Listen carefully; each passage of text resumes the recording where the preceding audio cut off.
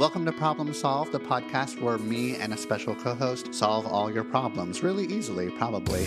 Problems? Are you kidding me? I don't have any problems. Okay, I might have a few, but I can work on them with you. Come on.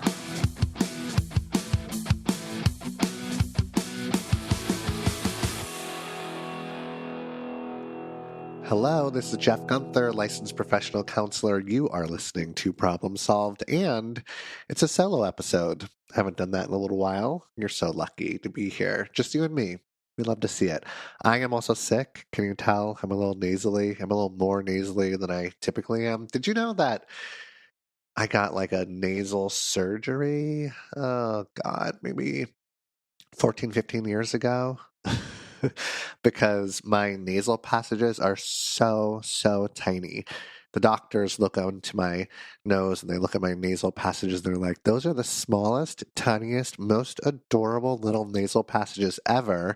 And because of that, one time all the snot, mucus, gross stuff just started to not come out of my nose and stay in my face, and I got horrible sinus headaches. So I had to go get my face drained, and they also made one of my nasal passages bigger, and it's still a problem.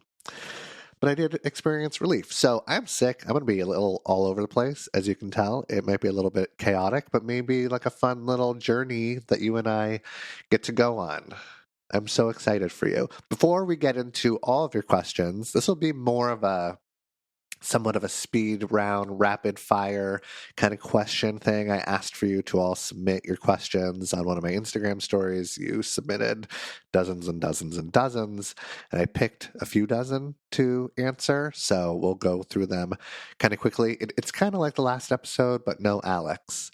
And I got a lot of feedback that all of you really loved Alex as my co-host. So Alex will be coming back next week, and hopefully a lot more, because it's fun to answer these questions with her. Okay, let's get started. Oh, you know what? Before we officially get started and dive into the questions, I do want to remind you, encourage you to leave a review. If you are listening on Spotify or Apple Podcasts, a review, 5 stars, will make my day. Keep in mind, it is December, which means I will be celebrating Christmas and Hanukkah and my birthday, December 27th. Can you believe it? I look so young, but there's so many celebrations, and this is a way for you to give back to me by just taking out your phone right now. Take it out as we speak. I will wait, and you can just hit the 5 stars. Leave a little review about how much you love me, how cute I am, how my voice is just sort of weirdly hypnotizing you into healing. Feel free. Oh, and it's also December, which means that it's the time for the best song of the 90s, like a top 5 song of the 90s. And it goes, it's been a long December, and there's reason to believe maybe this year will be better than the rest. Should I sing the song for the rest of the episode? I just might. Oh, man, that is a real bop. Am I right? Okay. Yeah, this episode is going to be all over the place, and I think it's just going to be such a good time. First question that you sent me is, which of your parents would you like to fist fight more, and why? What? How chaotic? I don't want to fist fight any of my parents, but for the record, I have currently a mother, a father, and a stepmother. I used to have a stepdad. That guy is the worst. But I haven't had that stepdad for like 20 years, 17 years. It's been a while. So we're not going to give him any energy because he's just like problematic in many ways. And I don't want to get into a fight with my mom. I've gotten into so many fights with my mom because she's the kind of mom, she's the kind of parent, and maybe you know a parent like this, or maybe you have a parent like this, where she's like, I'm here, I'm showing up, I'm doing the work. What do you want to talk about? And I'm just like, you're not doing the work. You say you want to show up, but you're not actually open to doing the emotional work of having this conversation and creating a healing moment with us. You say you are, but you're not. Ugh. One of those parents who can always be like, but I'm here. I'm having the conversation. I'm like, no, you're not actually vulnerably, honestly having this conversation. So I'm sick of fighting with her. And I think I maybe will pick my dad. My dad has totally lucked out. I don't know if this is an actual psychological term or if me and my therapist buddies came up with it, or maybe just I came up with it. But I think I've heard it out there before. My dad benefits from being the less bad parent. Do you get what I mean? If you get what I mean, then you get what I mean. He looks pretty good compared to the very bad parent that I have in my mother. So he can just sort of like keep on putting in the bare minimum, although he doesn't really put in the bare minimum. He puts in less than that, but it doesn't even matter because he's compared to the real bad parent. And he also benefits on like, well, I have this boundary where I'm not talking to my mother until she goes to therapy with me. So if I create that boundary with my father, then what? I don't talk to any of my parents if they don't want to go to therapy with me. So it's like, ugh. I'm going to stay in contact with this guy. He's going to get more chances than maybe he should, sort of thing. So maybe I'll get into a fight with him. Although I don't really want to get into a fight with him either. So moving on from that question. Okay, next one. Boyfriend liked women he knows sexy photo on IG and admitted he finds her attractive. Red flag? Keeping in mind that these questions have to be very much abbreviated because when you send them through an Instagram story, you only have like 50 characters or something to get the point across. So I love the abbreviations you all make.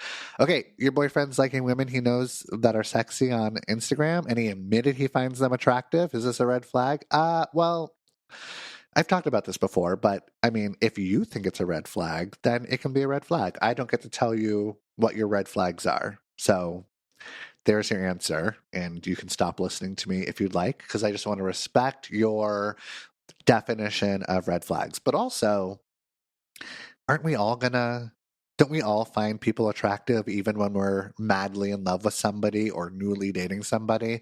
There's going to be some people that are going to say no to that, a real genuine no, that they can't find other people attractive while they're falling in love or are in love. And I love that for you.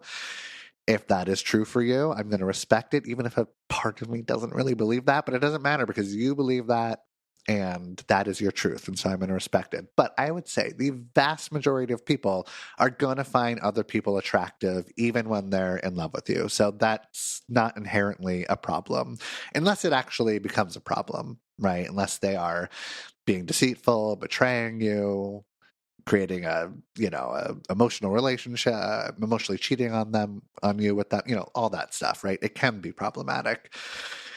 But the other part of this question is that you don't feel comfy with him liking hot Instagram babes. You should tell him that. You should tell him that it makes you feel insecure or jealous or frustrated or upset or like you're not good enough. Give him the opportunity to reassure you and also give him the opportunity to understand your emotional experience so that he can choose to stop liking these babes on Instagram. I just feel like it's such an easy, simple choice. Like if my partner didn't like what I was liking on Instagram, whether it's a hot babe or a picture of Mario Brothers from the 90s, then I just be like, well, I'm just not going to like it. If it's affecting you, then I'm just going to stop doing it. Because how important is it for me to like something on Instagram? It's not fucking important at all, right? However, the other side of this is that like how much control do you want to have over somebody's online journey?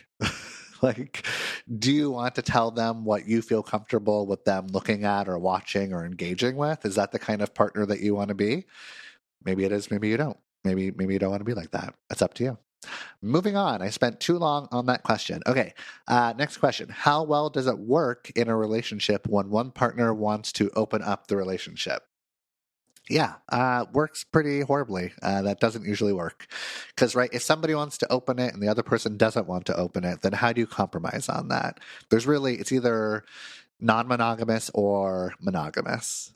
So someone's going to have to make a sacrifice. Someone's going to probably have to deal with feelings of resentment. Someone's going to have to not be who they really want to be in relationship. Like if you really want to be in a monogamous relationship and that's important to you, then you should be in a relationship like that. And if someone wants to be in a non-monogamous relationship and it's really important to them, they should be in that relationship. But now one of you has to really compromise. So not a great setup. What was your question? Does it work? How well does it work? It doesn't work. Okay, next question. Problem solved. Okay, let's talk about holiday shopping for just a minute. If you haven't finished yet, do not panic. I've got the perfect solution. Spark something uncommon this holiday with just the right gift from Uncommon Goods. They are my go-to source for incredible, original gifts that'll make you look like you've had it together all season long. Uncommon Goods has unique handpicked gifts for everyone on your list, all in one spot. These are the kinds of gifts that spark joy, wonder, and that it's exactly what I wanted feeling. No generic gift cards or last-minute panic buys here. They are just truly special finds. Let me tell you about a couple of my favorites. Maybe you've already heard me talk about it, but I love these. I got these beautiful design glasses featuring my favorite sports teams, Chicago Cubs, Miami Dolphins. They're not just practical, they're also personal, and they've become my go-to for game nights. I also picked up a lemon tree. That's not just a gift, but a whole future project of homegrown lemons. How cool is that? It's actually growing in my backyard. What's amazing is that when you shop at Uncommon Goods, you're supporting artists and small independent businesses. Many of their items are handcrafted and made in small batches, so you know you're getting something special and truly one of a kind. Plus, they even have personalized gifts and uncommon experiences like tarot card readings or mixology classes if you're looking for something totally unexpected. And it gets better. With every purchase you make at Uncommon Goods, they give back $1 to a nonprofit partner of your choice. They've donated more than $3 million so far, which makes gifting from them feel even more meaningful. So get 15% off your next gift. Go to uncommongoods.com/solved. That's uncommongoods.com/solved for 15% off. Do not miss out on this limited time offer. Uncommon Goods, we're all out of the ordinary. Okay, let's get back to the episode. Next question is, you follow some out there content creators. Do you really agree with them that women are oppressed? I'm surprised that you're following me. Yeah, of course I agree that women are. Okay, moving on. That's a dumb question. Can I just be single and focus on myself and friendships, or is this unhealthy? That is not unhealthy. Being single, being on your own, focusing on your own shit, we love to see it. It's very healthy. If you're doing it because you want to avoid ever getting in a relationship again because you have trauma and pain and hurt that you are deciding to never resolve, then maybe let's have a talk about it. But if you want to be single for a month or 6 months or a year or a few years because that feels really good, then I encourage you to do that. Married people, usually the research shows that married people rely on their partners for too much stuff, whether that be friendship, love, support, adventure buddies, and compared to their single friends, where you really spread out all the stuff that you need and want from relationships. So it's a really healthy way to be. Okay, next question. Recovering from a breakup, but this time I feel done with dating, done trying to be in a relationship. Okay, that's totally fine. This might sound a little invalidating, but it's probably a stage that you're going through, a grief stage, and I'm not going to try to change it at all. Even though it's a real grief stage of like, which one is it? Of anger, probably like an anger stage, probably like I'm going to take my power back. I'm never going to get hurt ever again. I completely understand where that is coming from. Even though it's a stage that you're most likely going to move through, I want you to just be in that stage, feel the anger, feel the upset, get in touch with your feelings and emotions, talk to your therapist or friends about it, write it in your journal, and really experience it. Because if you don't really lean into it, then you might have to feel these feelings in some other more unpleasant way. So yeah, you can be done. You can be totally done. You're done. You're done for now. We're fine with it. Next question. Why did you and Alex break up? Maybe I'll wait for Alex to come back on the pod if we're going to answer that together. Okay, moving on. Next question. I love my boyfriend, but we are fighting so intensely. Is that an issue? Yeah, it is. I mean, I at least, at the very least, hope that when you do fight, you come to some sort of resolution, you understand each other better, you move forward, you feel even more connected, you have a good sort of aftercare, processy sort of talk so that you can maybe not get into the same sort of fight as you continue on. But if the fights are intense and they're always intense or they're mostly intense, that's not a good sign. That's a red flag. Oftentimes, you can be really mean to each other. You can say things that you want to take back afterwards. You can say things that are really hurtful. You can threaten the relationship. And that feels toxic. That doesn't feel good. I'd want you to be able to come to the conclusion, come to an agreement that you're going to try to be as nice as you possibly can to each other. And a little something to keep in mind is that typically if you're fighting past 20 minutes, you have fought for too long. It doesn't mean that you fight for 20 minutes and then you can't talk about the subject ever again or get into another argument about it. It just means that you need to reset your system. And oftentimes the intensity goes way up after 20 minutes. So set a timer for 15, 20 minutes at the most. Stop fighting. Go take a breath. That might just mean 5 minutes. That might take a half a day. Do whatever you need to do in order to feel like you're back in your wise, compassionate mind. Then go ahead and start getting into that argument again. But if you keep on getting into these really intense places, that's not a good sign.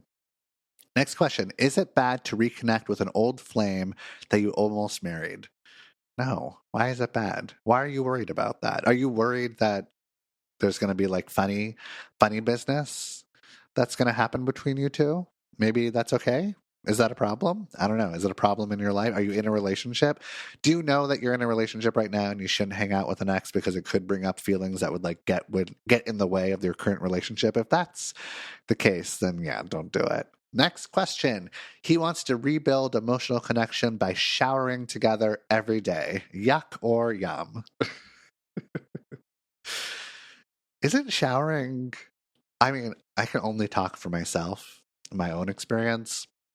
Showering is really emotionally connecting. It can be, or it can just be like we're washing our bodies here and you move this way and I move that way. And it's not very sweet or lovely or cute, but it can be a really fun thing. So I think it's a yum. I don't think it's a yuck. I know that other people do feel like it's a yuck and not a yum. So maybe try to be open to it. Be playful, be sweet, be cute, be sexy, right?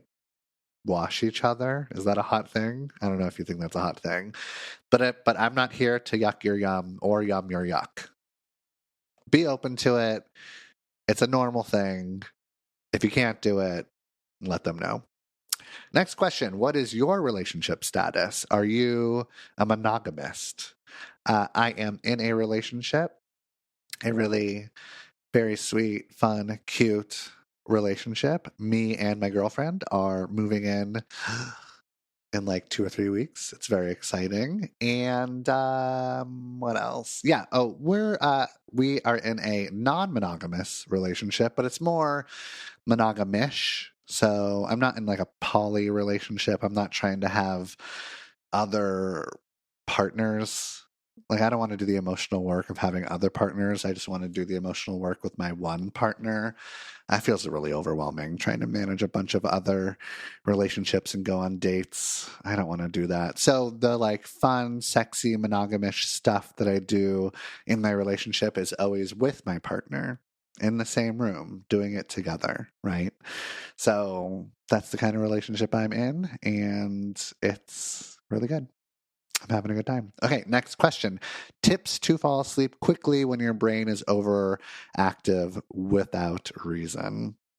Yeah, I struggle from this actually a lot. I can wake up and my brain will just go wild. And I know exactly what I need to do in order to fall back asleep really quickly. But the problem is it's really boring. So I don't want to do it. But the best thing for me to do is read a book.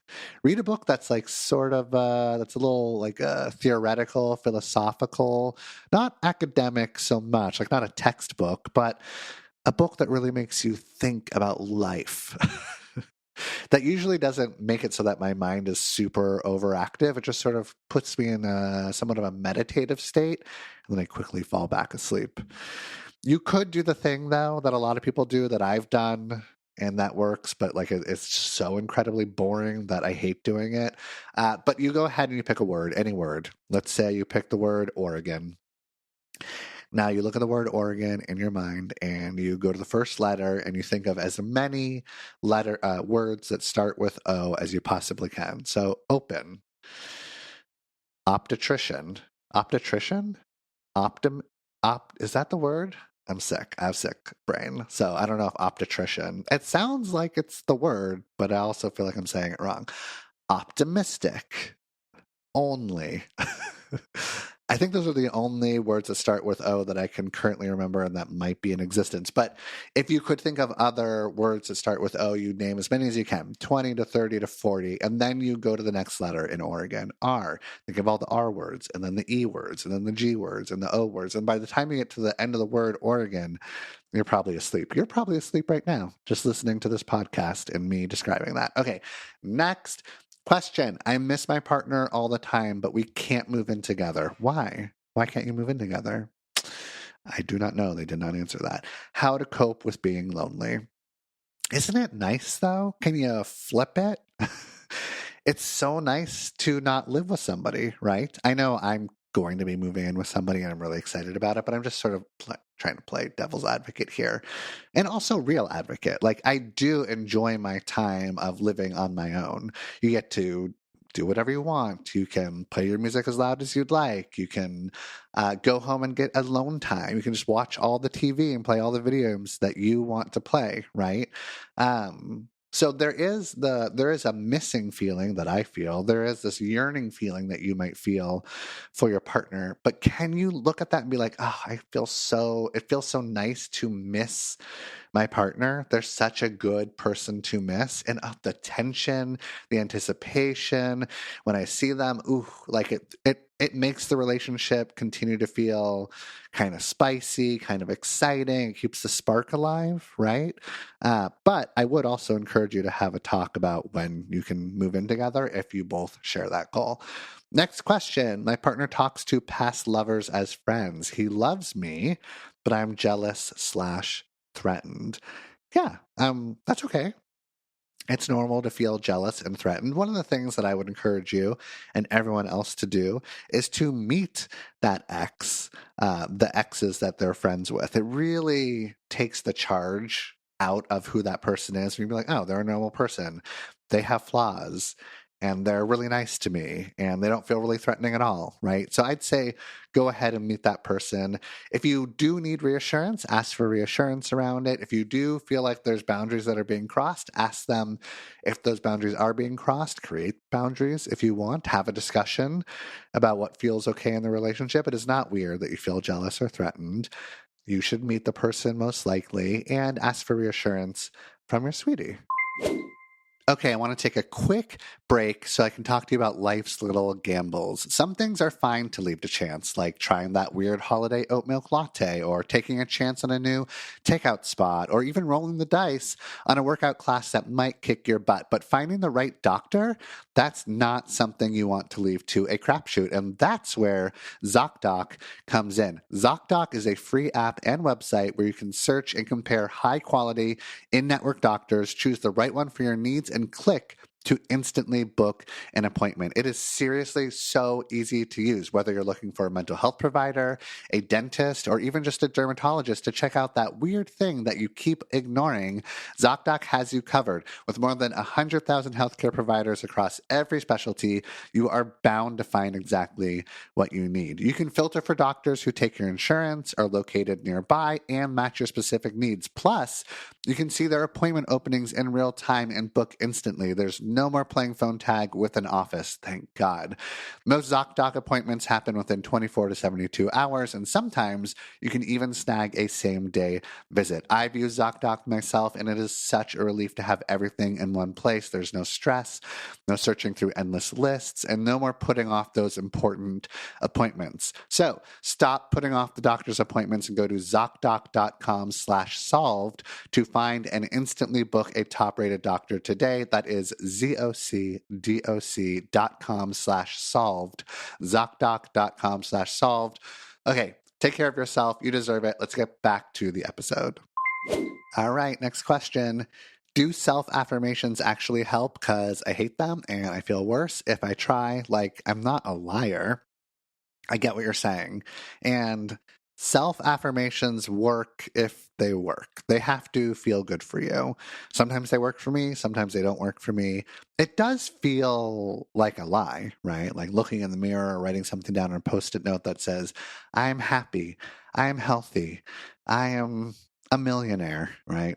Like those feel like really hollow affirmations if you're a long way away from actually feeling that experience or that emotion or the affirmation that you're putting out there. So I'm going to give you a little trick. And that little trick is to start the affirmation with, I am in the process of. So I am in the process of becoming really healthy. I am in the process of building my self-esteem. I am in the process of being financially abundant, right? So maybe you're not financially abundant currently, but we can't deny that you're in the process of doing that, right? And then that gives you that little affirmational boost. Problem solved. Okay, next question. Is it normal/okay to grieve the loss of a potential relationship? You know, like someone you like, but then she gets engaged. Oh. Is it normal and okay to grieve it? It is normal. It is okay. I am remembering the one time that I really liked somebody, and she was such a cutie. We had such a good connection. This was in college, and then she revealed to me, I don't know, a month or two or so after we became connected that she was getting engaged, and that was a real sad moment for me. And it took me a while to grieve and be sad about it. Also because we were just getting to know each other, and I was projecting a bunch of like, you're so amazing, putting her up on a pedestal, and I didn't really know what it was like to actually date this person. So I had all these future plans mapped out, and we didn't get to experience that together, and so that was a real loss. So I didn't actually have a relationship with her, but in my mind I was hoping and kind of planning to, and it didn't work, so I had to feel the grief. Totally normal. Feel it all. Next question. When is it okay to text your ex to reconcile? It's okay when you're not doing it out of desperation. It's okay when you're not doing it out of loneliness. It's okay when you're not doing it out of just needing validation. So if you've done a lot of work and there's been a good amount of time, whatever that means to you, but at least many months, if not more, and you feel like whether they reach back out or not, or whether or not you're friends with them, or whether or not you can like reconcile and become, start dating. And if you can be like, well, it's okay if they don't respond back to me, then that's probably a good time to actually reach out. With that being said, you will probably not listen to any of my advice, and you will reach out and try to reconcile or get back together when you shouldn't. And that is a coming of age story, babe. We all do it. We all do it many times, dozens of times sometimes. And I'm not going to judge you if you're reaching out at the wrong time. I'm not even going to judge you if you're likely lying to yourself about whether or not it's the right time to reach out. So I think you probably know in your gut if it's the right time. And if you're going against what your gut is saying, what a human experience that we should all experience. Okay, next question. I have a crush on my therapist. Should I stop seeing him? So unfortunately, I'm going to encourage you to do something that you probably do not want to do at all. You should tell your therapist that you have a crush on him. We as therapists are trained to handle this. We talk about this in grad school. We talk about this in supervision. We talk about this with our cohort, our therapist friends that have experienced this sort of thing. I have had this conversation, a dozen times. And sometimes the client has brought it up, and sometimes I've brought up that it seems like there's some flirty behavior coming from that end of the office. And all those conversations have been successful in that they have made the relationship feel safer, more emotionally connected, have created boundaries so that they don't have to fear that anything will ever happen between us. Not only is a therapist not legally or ethically allowed to date their client and will likely get a big penalty or possibly lose their license if they do decide to do that, but there's a thing that happens to me, and I think to the vast majority of therapists out there, where you're not attracted to clients like that. I haven't ever felt any crushy feelings on a client in my 20 years of being a therapist. I've seen hundreds of clients, and not one of them have I crushed on, because they come in this really like vulnerable state, and they're being really emotionally open and honest, and they're looking to me to be this like steady source, be professional therapist, and I'm so good at playing that role, and I feel so competent at it that I just don't have those goggles on. It would be like if I was attracted to my cousins. Gross. It doesn't feel right, right? So you should tell them. They know how to have a conversation with you about it. It makes sense that you're feeling embarrassed or awkward about it, but you're going to be fine. You can email them about it if you want. It is also up to you if you decide that you don't want to see them anymore because it's getting in the way of therapy. And that's the problem, right? Like if you have a crush on your therapist, oftentimes you can't really be your authentic self because one, you're not being authentic because you're holding this thing back that's getting in the way of therapy by not telling them how you feel, and you might be not wanting to reveal certain things that you are afraid would be unattractive to that therapist because you kind of want them to like you as well, right? So it can really kind of fuck with therapy. So you can end the session, you can end seeing them if you want to, but I would really encourage you to speak up and say something. I had another thing. I'm going through my sick brain trying to remember what it was that I was going to say.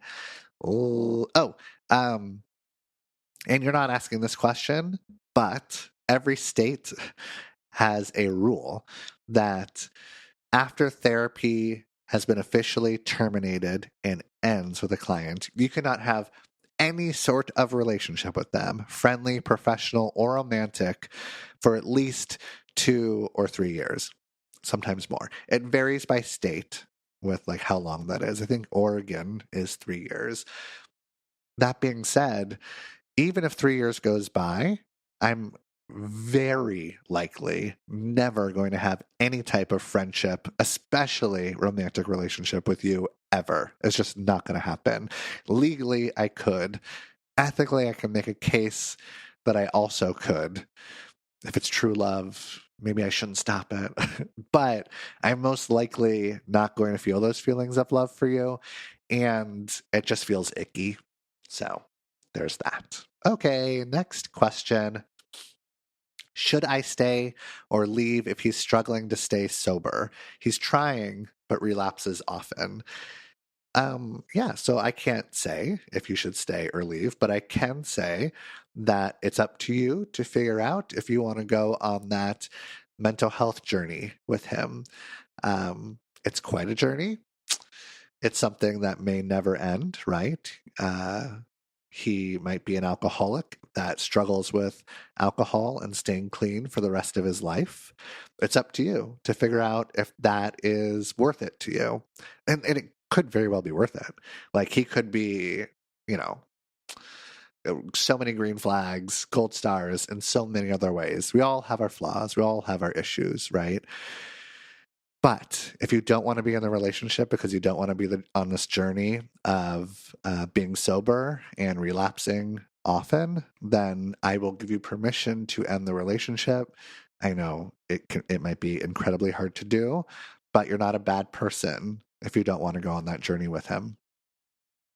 Okay, next question. Ugh, that was real. Let's try to find a fun question. Okay, just realized maybe I'm the problem in my marriage, not my husband. This sucks. What do I do now? You have, this is, I mean, okay. Let me that sucks, right? It sucks. You're the problem. I want to validate your experience with that. However, oh my God, it is so much easier to solve a problem when you're the problem because you can actually do something about it. You have more control over it, is what I'm saying. If your partner is the one with the problem, then it's just like, good luck. I hope they solve that problem. I hope they work on themselves and grow and evolve, right? I don't know if that's going to happen. But if you're the one, then you get to actually work through it. Congratulations. Did I fix it for you? Problem solved. Okay. Next question. Do you believe if you don't deal with it now, you'll deal with it in your next relationship until it is healed?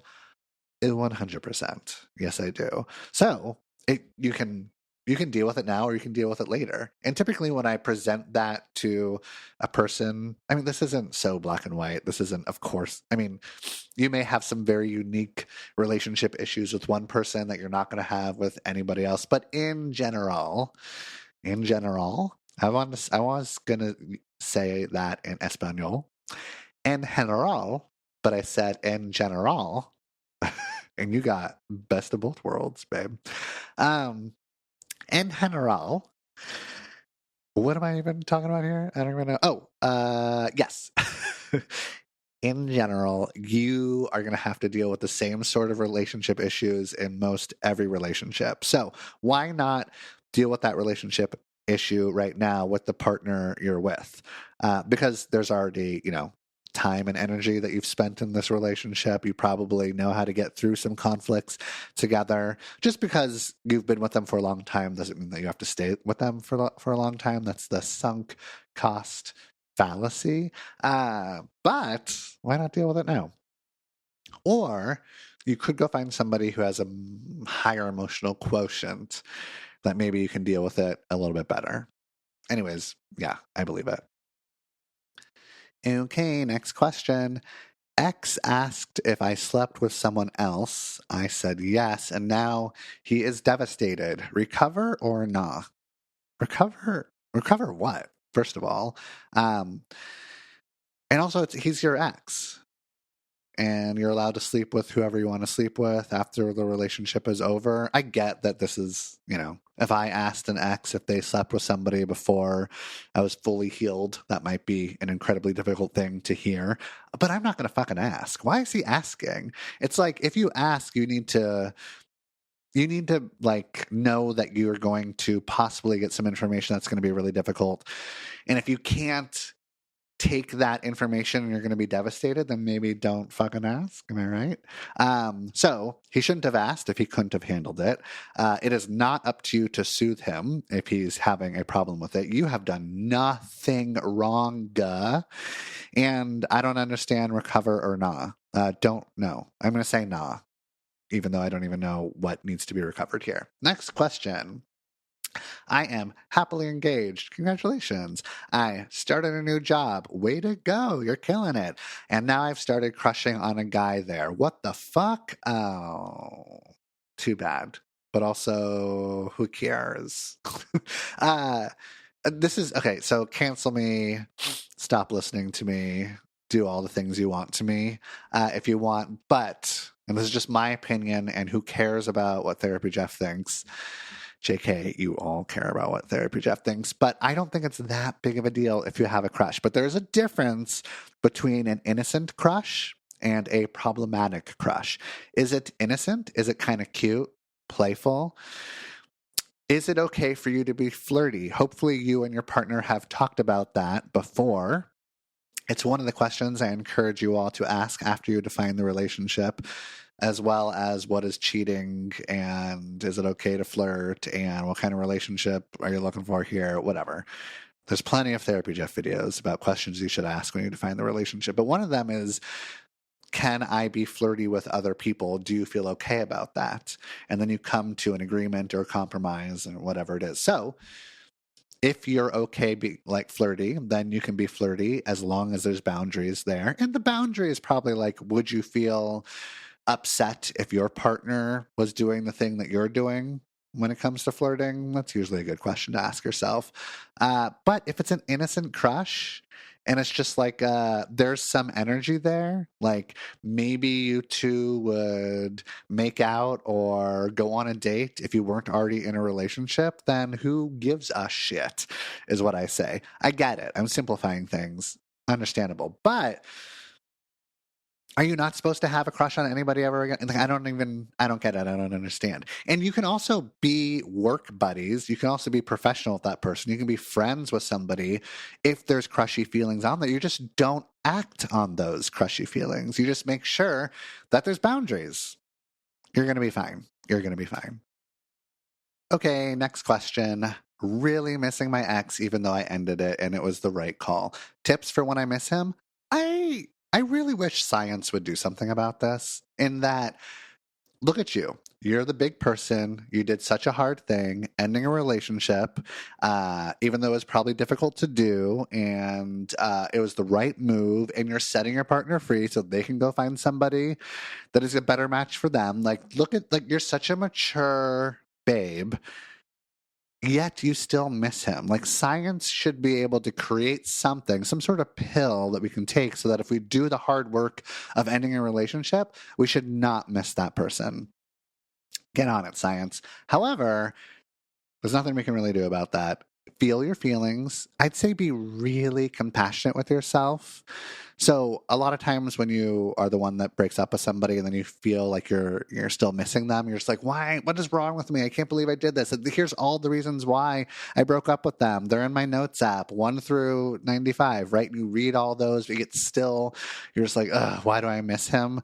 That's an incredibly normal thing to happen. I've really lost my train of thought on this question. This is, I think I've done a really good job so far in this podcast, considering that I'm sick. And, men get a bad rap. I know you turned off the podcast right when I said that. Let me say what I want to say. Men get a bad rap. Don't go anywhere. Because there's all the women. Okay, stick with me here. All the women. I know you're like a little scared, and I love that. We're going to be a little scared together right now.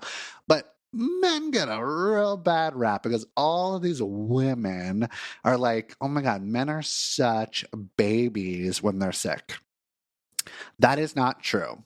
It is not true for me. It is not true for any other man that I know. We are strong, courageous, brave individuals when we get sick, and we do our absolute best to get through it and not be whiny and take care of ourselves. Ask for our needs to be met. Sure, of course, you should when you're sick. Are you kidding me? But also, I'm not being a baby. I'm just doing good communication. Sorry if you don't like that. Women. So, because everyone is just like, oh my God, Jeff, you're such a man baby when you're sick, I decided 3-4 years ago, if you're going to experience me as a man baby when I'm sick, then I'm just going to be a fucking baby. I'm just going to be a baby, even though I'm not, and I never was, but you experienced me that way, so then I'm just going to be that way. So, blame women. Hashtag blame women. I don't remember what I was saying about that question, so I'm going to move on to the next one. Oh, this podcast is getting great. Okay, next question.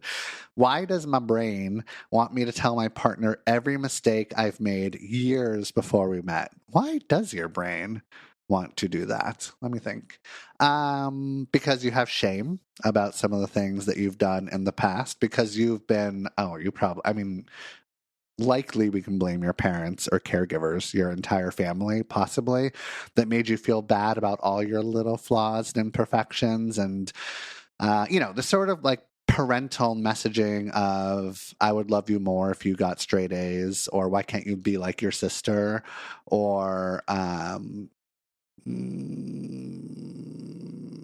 here we go. My sick brain is taking over. I mean, we've gone a long time in this podcast where I'm pretty coherently answering your very good questions. But now my brain keeps on going all over the place, and it's hard for me to stay on track.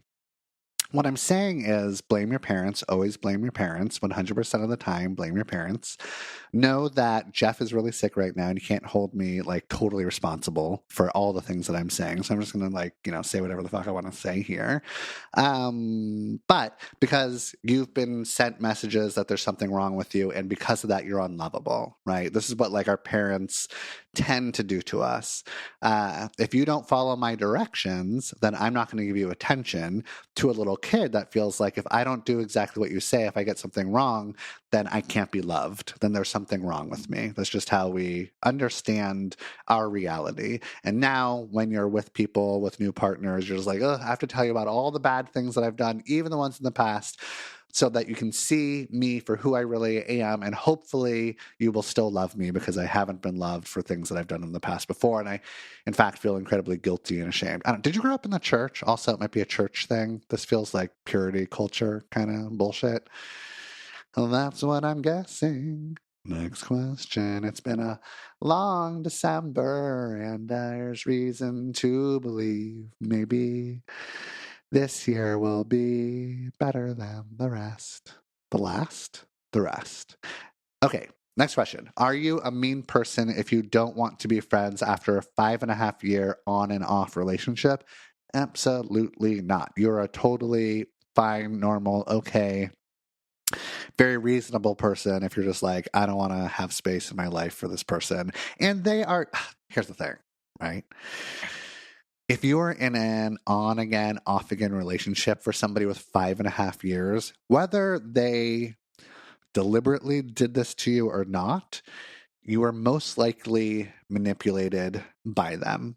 Again, I want to give them the benefit of the doubt and hope that they didn't like try to manipulate you, but you probably have a lot of buttons that can be pushed, and they have a lot of fingers, right? So, it is likely that you're setting a very healthy boundary, being like, oh no, I don't want you in my life anymore because we are toxic together. But they are telling you that you're being the asshole. And a part of you feels like maybe you are the asshole because there's a long history of manipulation that has gone on. So take it from me, Therapy Jeff, knower of everything. You're okay. I support you. You're fine. Problem solved. Next question. What is your type? Not trying to date you. I'm honestly curious. You didn't have to put the not trying to date you in there. That feels like a weird, like, I'm not trying to date you. Like, I get it. You don't have to say it. I'm not trying to date you. I'm not trying to date you. How about that? What's my type? The opposite of you.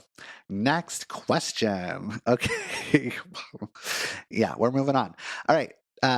Divorce grief. What do I do with painfully sentimental memories, photographs, things? It hurts.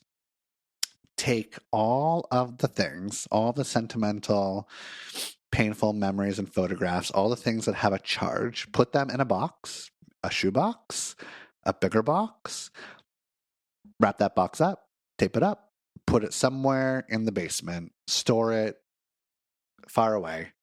And then don't think about it. And then once the divorce energy, the big divorce energy has dissipated, you can go back to that box, go through it, decide what you want to keep and not keep.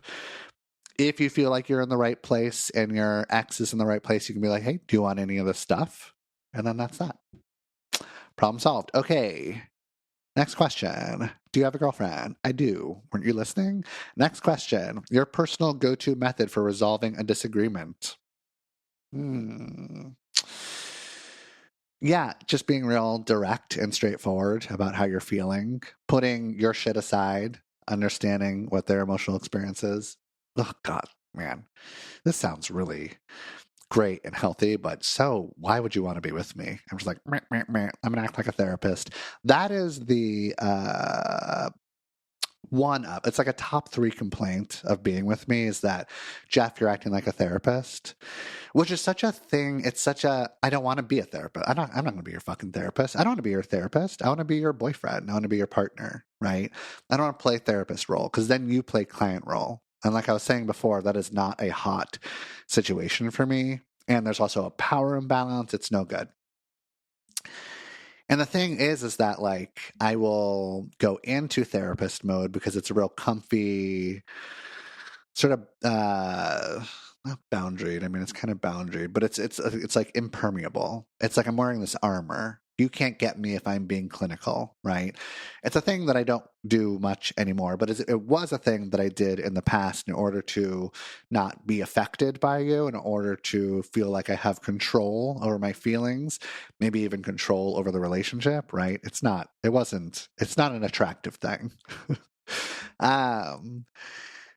Also, I am somebody who is really good at regulating their nervous system. So if I feel upset or scared or stressed or anxious or worried or fearful, I'm like, ooh, I'm feeling all these things that are activating me. I feel very hijacked by them. And here's 5 of my favorite coping mechanisms in order to feel like I have control over my nervous system. And now it's gotten to the point where I don't even have to do those 5 favorite coping mechanisms because I know I have them. And then and so it's like just knowing that I have those tools makes me feel really grounded.